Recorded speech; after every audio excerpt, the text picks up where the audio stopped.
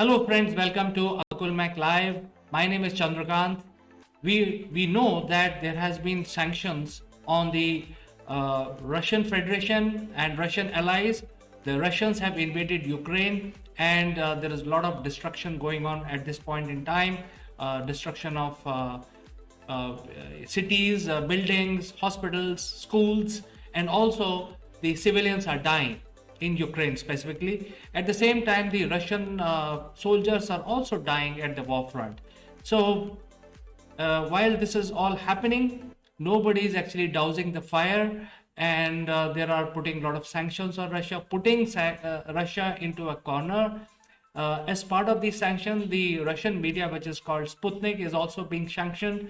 The broadcast of Sputnik is stopped among rest of the world other than Russia, and hence, because of this broadcast, uh, the propaganda which is being propelled by the Western allies are only being shown. And as part of this propaganda, it is being shown to the people that President Putin has unilaterally decided to invade Ukraine and he is going insane. He is now giving nuclear threats.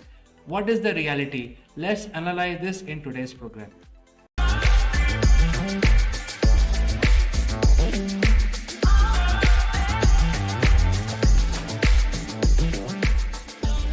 The West has put a lot of sanctions on Russia. So much so that there is no sanction which is left out. Everything has been imposed on Russia, starting from banking, financial, to trade, to buying oil and gas, etc., etc. And there is nothing left now. I mean, everything in the book has been imposed on Russia. And once in a while, people are digging around and they are thinking, what next now? How many more sanctions we need to impose? So Australia woke up yesterday and then sanctioned Russia as if it's going to make a big difference. But the reality is these sanctions are not deterring Russia at all. The objective of putting this sanction is to basically destroy the economy of Russia so that they can withdraw, they get scared and withdraw their troops from Ukraine, and then NATO will come and overtake, and whatever before the war, the status quo will be maintained. However, Russia has already prepared for this eventuality. Their economy is not going to hit. In fact, the petroleum crude oil price is gone through the roof, and their economy is doubled in past 15 days. So why they should bother? These sanctions will then impact the people who are doing business with Russia, because they will find it difficult to deal with them. So by these sanctions, there's nothing changes. And these sanctions are futile, and in any case, even if these sanctions have to take some effect on Russian economy, it will be down the line couple of months. Russia is also giving their nuclear threat. They are saying every day, almost every day or every alternate day, that there's going to be a nuclear war. And if there is a third world war, it will not be fought using conventional weapons, it will be fought using atomic weapons. So there has been a nuclear threat. But if you have to analyze this in detail, it is like nobody wins in a nuclear war. In case there is a war, nobody will win. And in terms of checking the sanity, when the Russians are giving the nuclear threat, we have to think logically. We have to really understand, are they going to use the atomic weapons? I doubt it, because if they use atomic weapon, they are also not going to survive. Everybody dies. If anybody uses a nuclear weapon, it is not a question of showing the ransom. However, the nuclear threat is real, and Russians have said it is going to be used. They have already put their nuclear sections of the army on trial and also on high alert and ready for taking action. Well, this is something which is we have to analyze. I don't think President Putin is going to give order to go nuclear in the war. This is just a threat given so that these sanctions can be avoided, and the unnecessarily headache on their economy, unnecessary burden on the Russian economy can be avoided. So it is just a threat.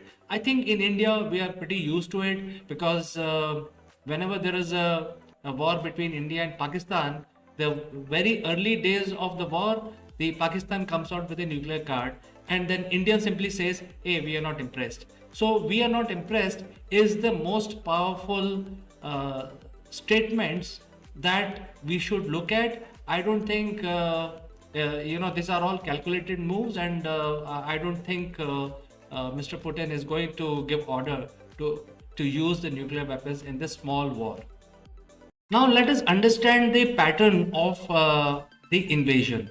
You see, the country of Ukraine is clearly divided between two ethnicities.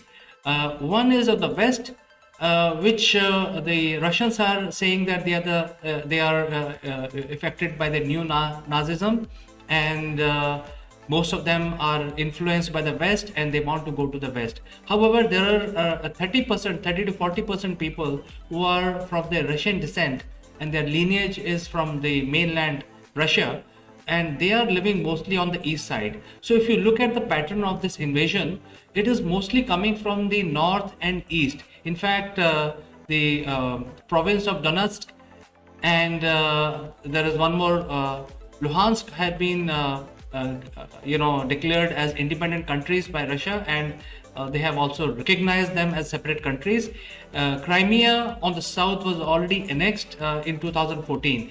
So if you look at the pattern, it is coming from the north and it's coming from the east, because they have a support, they have a people. In fact, there are militia groups who are gearing up to fight against the Ukrainian army in these areas.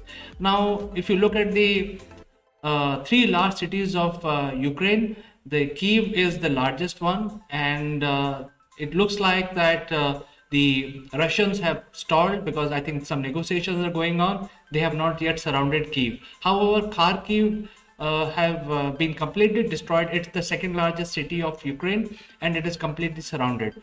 There are many other cities which are surrounded by the Russian army, and so far there has been no attack on Odessa, which is the third largest. Now if you look at this map, it shows clearly how the cities are being attacked and the pattern. They are actually coming from the east, and if the Odessa falls in future, it will create a real big problem for Ukraine, because then the Ukrainian army will become very thin. They will not be able to protect all the cities, and Odessa is the largest port in Ukraine also, which will impact the supply chain for Ukrainian support system. However, on the west, they have a border which is connected with Poland, and all these Stinger missiles and javelins that we are seeing on TV is now being smuggled from the Poland side into Ukraine. So once the Odessa has been taken by a Russian army, then this army from the east and south of Ukraine will then march towards north to meet the army which is coming from the north. I think the plan looks straightforward. So I think this is not a shock and awe kind of a battle which the US fought in Iraq. This is a war of attrition where they want to negotiate, at the same time continue the pressure of invasion, and once Odessa has been taken by Russian army, in my opinion, they will focus on the Polish border, and they will stop the smuggling of all these arms which are coming inside Ukraine. Overall, it looks like a very bleak picture for Ukraine, even though at this stage, if NATO gets involved, I don't think it is going to achieve anything, because they have already captured a major portion of all the cities, and they are now holding on to these strongholds. As I mentioned that this is a war of attrition, and Russians have fought this kind of battle many times, even in Second World War, even the famous Stalingrad invasion, where they were holding up against the German invasion of Stalingrad for almost 18 months, and eventually they were able to defeat the Germans, very powerful army. So they are very used to fighting the war of attrition. They have fought it in Afghanistan, they have fought it everywhere else. So this is exactly what they are doing. They are not actually bringing their high-tech equipment yet. They are building their field army, field artillery, and field defensive positions to create pressure on Ukraine. So this is very, very evident that this is not going to end up like a Iraq war where the war was over in a week. This is going to hold up for many, many days, and Russia has prepared. It's very evident from the point of invasion and how they are coming into Ukraine, simply because they want to negotiate a point. The whole tactical advantage that they want to get, or strategic theory they have brought in, the Russians have brought in, is about building pressure on the West so that Ukraine can be left as a non-aligned, demilitarized country after this war. This war is not about winning or losing. This war is about changing the world order. And so far, the world order for past 70 years have been headed by United States, and now the swing is happening in the other direction. So after this war, the swing will definitely happen on the other side. And as of yesterday, the Germany and Hungary have categorically said, in fact, I will tell you what Hungary said in a bit, but these two countries are breaking away from the EU, and they are saying that they are not going to implement the sanctions which have been imposed on Russia, because it is counterproductive for their own survival. The entire Europe depends on electricity which is generated using Russian gas, and the petroleum crude oil price has already crossed $120 per barrel. And if you take Russian seriously, it is going to reach as much as $300 per barrel. Because of this price rise, the economy of Saudi and Russia is going to get tripled. They are going to make a lot of money. At the same time, the Western world, especially the arms manufacturing companies, are going to get a lot of money from the exchequers of these countries. So, when the government says, hey, I'm going to give billions of dollars as aid to Ukraine and I will create insurgency in Ukraine, the politicians don't lose anything. The exchequer, which is the taxpayer of those countries, hardworking taxpayers, their money is being circulated back into arms manufacturing companies. And as you can see, these arms manufacturing companies' share prices are going through the roof. And out of this top 10 arm manufacturers, 7 are in US and US and UK. So 6 in US and 1 in UK. Their share prices are going through the roof. They are making trillions of dollars. So everybody is making trillions of dollars. Who's losing? The largest member of EU is Germany. They are fully dependent on Russia for producing their electricity. Hungary, on the other hand, said that it is going to be criminal to sanction Russia because it is going to devalue their currency, and it is a criminal act as far as they are concerned. So in my opinion, this war will change the world order. As it is, the EU partners are not sticking around. UK is already out from EU because of Brexit, and now Hungary and Germany have categorically said they are not going to sanction Russia in any other way. So these sanctions will then gradually fizzle out, and I presume that the other issue that I want to highlight here is that if you look at the Ukraine politicians, half the politicians of Ukraine, of the current government, are in dual citizenship.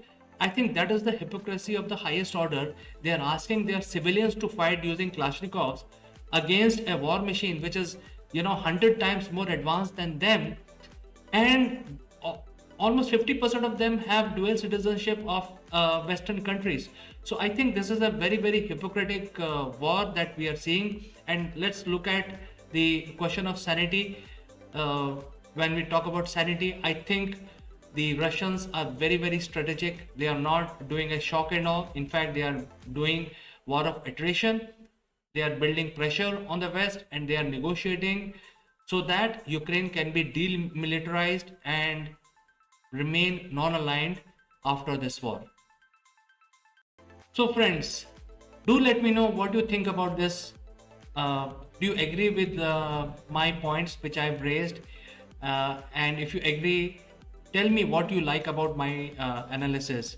And even if you don't agree, please let me know by sending your comments what you disagree about. And for today, I like to say goodbye, only to catch you again in the next one.